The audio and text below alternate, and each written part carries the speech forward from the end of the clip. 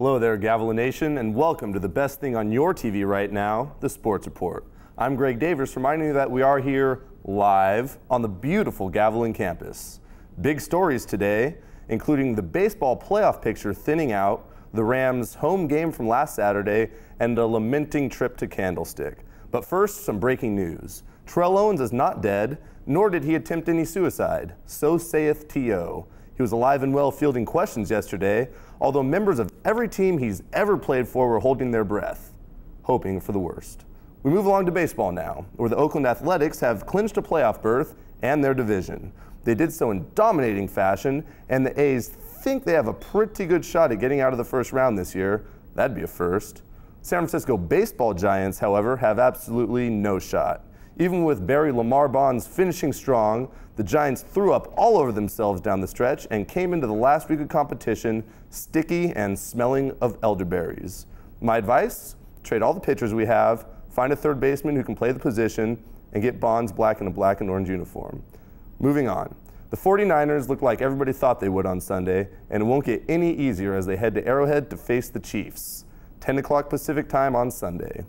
The Raiders are at home against the Browns this week, so hopefully they can pull out a victory. I mean, come on, somebody's got to win the game, right? Now to local football, where the majestic, long-horned Ram of the Pacheco Valley played the Contra Costa College Comets last week at Gilroy High. It was a thriller. To the highlight mobile, Teresa. First possession, that's Sam Moultrie, and he throws up a duck. Picked off, one of 4 on the day for Contra Costa. Then, third and long, and Gavilan gets a pick of their own. Great catch. Ensuing drive, as you see, Castaneda.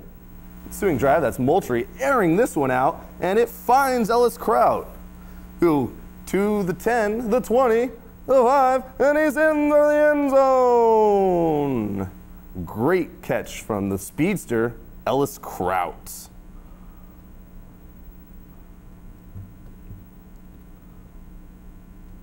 You see him getting congratulated by everybody on the staff. Next time, that's DeAndre Green of the Comets with a huge 45-yard reception. Gav enjoyed their first lead of the season in this game. As you see the score there, 7-0. That's not a misprint, folks.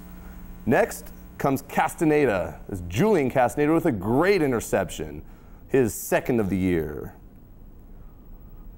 But this Contra Costa offense wouldn't stay quiet forever. And their quarterback, Alex Smith, number 10, buys some time, looks to the outside, and complete for the touchdown. That tied the game at 7 apiece. And then there's Moultrie going to the outside. That's intended for Kraut, but it's picked off by the Comets. That was a big momentum shift in the game as Gav was poised to take the lead. Then, however, here's Alex Smith, who buys some time, gets to the outside, makes another juke. Rams are falling all over themselves, but he runs out of gas and is pushed out at the 30. Same drive. Smith puts this ball on the money, 10-yard line. Comets threatening again.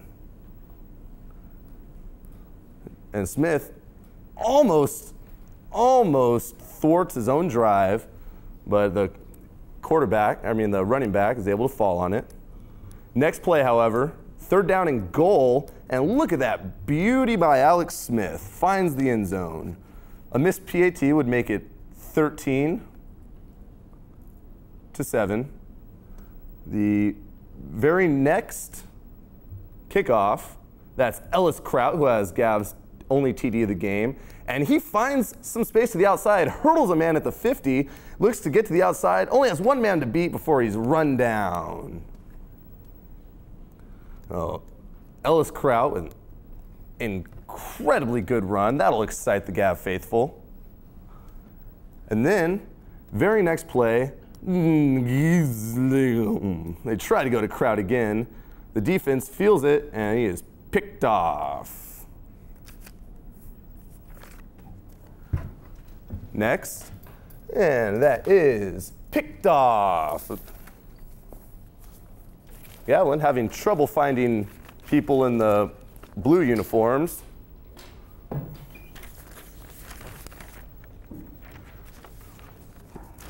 And then Alex Smith goes deep, finds the end zone, and that would put them up again.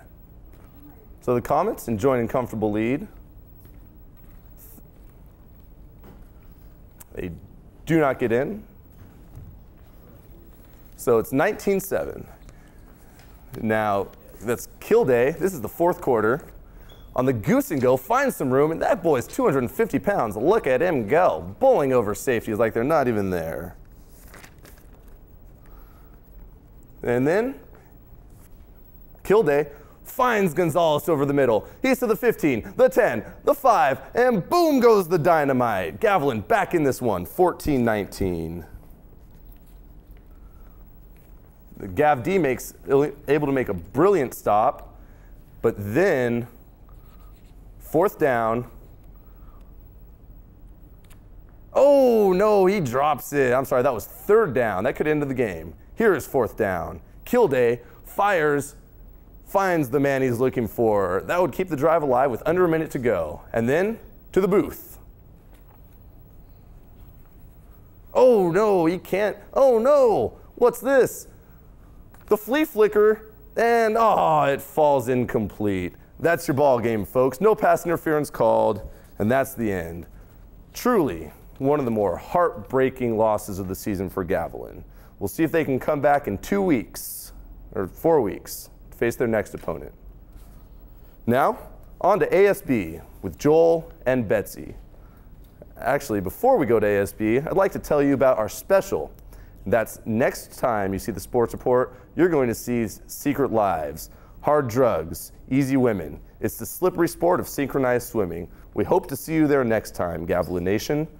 Until then, I'm going to be reminding you that there's volleyball coming up next week. They have a couple home games, and the next football game is going to be on the 21st. They'll be playing rival San Jose City College in the big matchup of the South Bay. Now to ASB with Joel Wedge and Betsy Avalar.